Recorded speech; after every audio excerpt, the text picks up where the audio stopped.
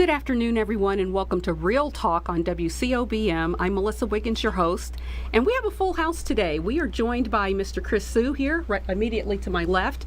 We also have Miss Colette and Rogelio, and they're all volunteer members of the Real Talk Youth Impact Program. I want to welcome everyone to the studio today.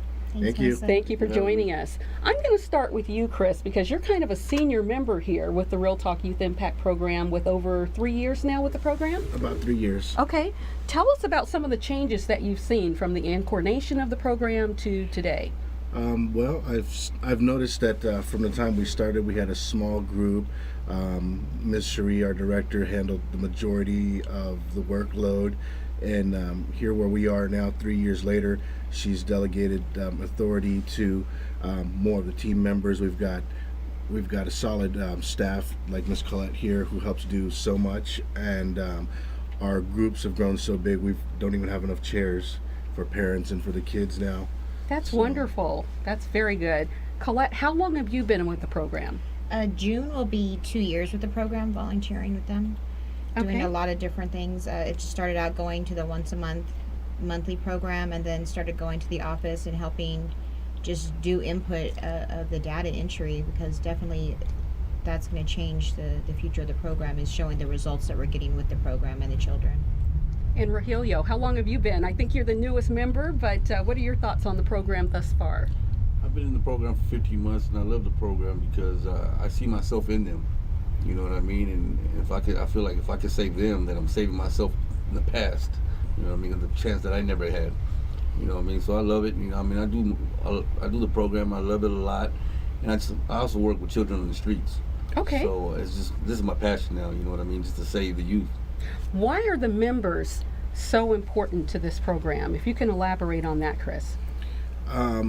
Each one of us has had a past. We, at some point in time, chose to go down the wrong path, and this gives us the opportunity to speak to kids where they're speaking to somebody who has made the mistakes they are making, some of the wrong decisions that they have made, and they get to see firsthand, not from somebody who's just preaching to them because they think what they're doing is wrong, but from somebody who's literally done prison time, from somebody who's made some serious mistakes in their life and has come out and is like, hey, you know what, let me protect you, let me help you not make those mistakes and ruin your life.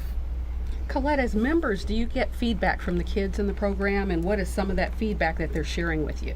As members, well, part of the program, there's surveys that the participants do in the beginning, the first month that they're there, and also in the third month, so that we can see what their feedback is, what they thought of the program when they first joined up, and then what they thought of the program and what they received from the program or benefited from the program by the end of it at the third month. So we get the feedback in the actual surveys, and then also children will come up to us afterwards if they have a question about our story, or if it's something that they've had that's happened in their household. They'll come up and say, you know, hey, that happened to me, and what did you do to get out of it, or something like that, something similar. And Rogelio, what are some of the challenges you've had in the past year that you've been involved in the program? What kind of feedback are you getting, and what are some of the major challenges that you've encountered as a member? Well, major challenges is because sometimes I feel like I'm not getting through enough. You know what I mean? That's my biggest challenge, because it hurts me because I want to save them all, but I know I can't. And the feedback I get is, most of the time I get back, they come back to me and tell me, you know, you spoke exactly what I'm going through. You know what I mean? That's why I can relate to them, because I was them. I was that one lost kid. You know what I mean? That was looking for acceptance anywhere. I found it, and I found it in the streets, and I found it with people that I thought had it, but they were looking for the same thing I was looking for. They were confused as I was. Talk about the parents, because you're also actively involved in the parents group. Why did Real Talk Youth Impact Program see a need to incorporate that, and what is your interaction with the parents? Well, I believe it's very important for the parents, because I can't do it alone. These people can't do it alone. We need the parents at home that's with them 24/7. You know what I mean? They have to have a big part in their life to show them what's going on, because most problems start at home. You know what I mean? And what they see on the streets. You know what I mean? But they act what they see. You know what I mean? So I like talking to the parents and letting them know, because I used to be their kid, so I know what's going on. And some of these kids like myself, I never asked for help because I had that pride. And then So I just let the parents know that you need to get in their life and ask them, because they're not going to tell you what they're going through, and until it's too late. You know what I mean? My whole life I went through it, never asking for help, knowing I needed it. Chris, walk me through that parents group. How are you engaging the parents in the program? What is that first contact? And I understand that the parents have requirements as well in the program. Yeah, we do require the parents take part in the parent group. When I'm there personally, I like to give the parents a chance to talk and tell us what kind of issues they're having.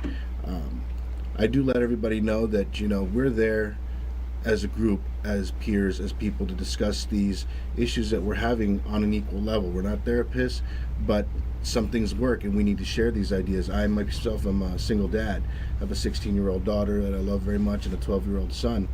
And one of the biggest things that I find that we were talking about earlier was that you need to engage, you need to interact with your children, you need to be involved. There's not a lot of time, especially if you're a single parent, which a lot of these parents are. Sure. There's not a lot of time for you to go do recreational things and things of that nature, but that's your job. You're a parent and you got to do it.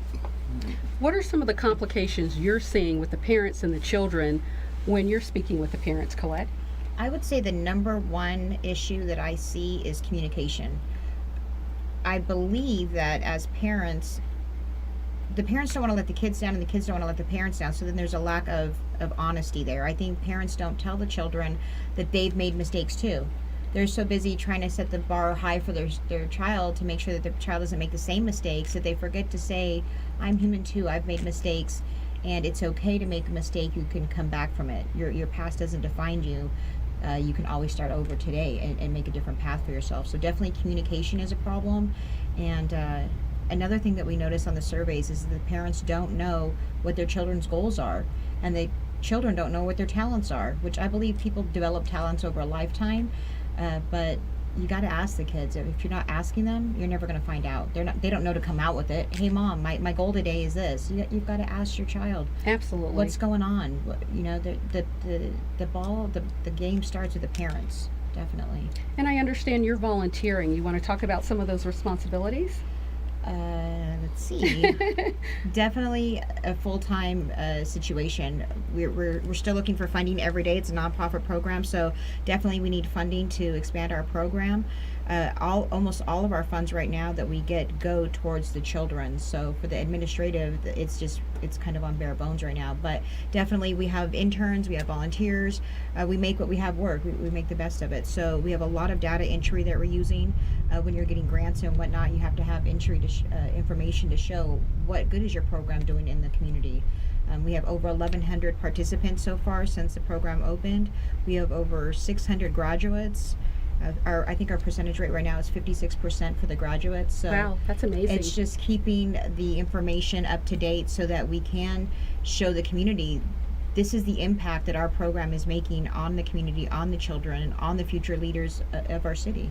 Do you eventually, Raheel, you'll see yourself volunteering in the program? You've been in it for 1 year. You're obviously still hanging in there. What's your motivation for continuing to be involved in the program? My motivation is just my past. You know what I mean? I was so lost that, and I see the same look in these kids' eyes. That's my motivation. Okay. That I want to save them. You know, and I know how it is to get lost in the system and how to get lost in the streets and fall for false love that your friends give you. And that's one of my motivations, to open their eyes, to show them. And when we come back, we definitely want to hear a little bit about your background, because we haven't had you on the show, and I'm excited to have you in the studio. Chris, you're kind of like an old shoe. You've been here before. I mean that in a loving kind of way. And Colette, Totally. yeah, we've had an interview before, but this is the first time our studio audience is really having you in, and so we really appreciate your time today. But we're going to take a break. We'll be right back. And for those of you that are watching us on Facebook, please share the page. Stay with us. We'll be right back.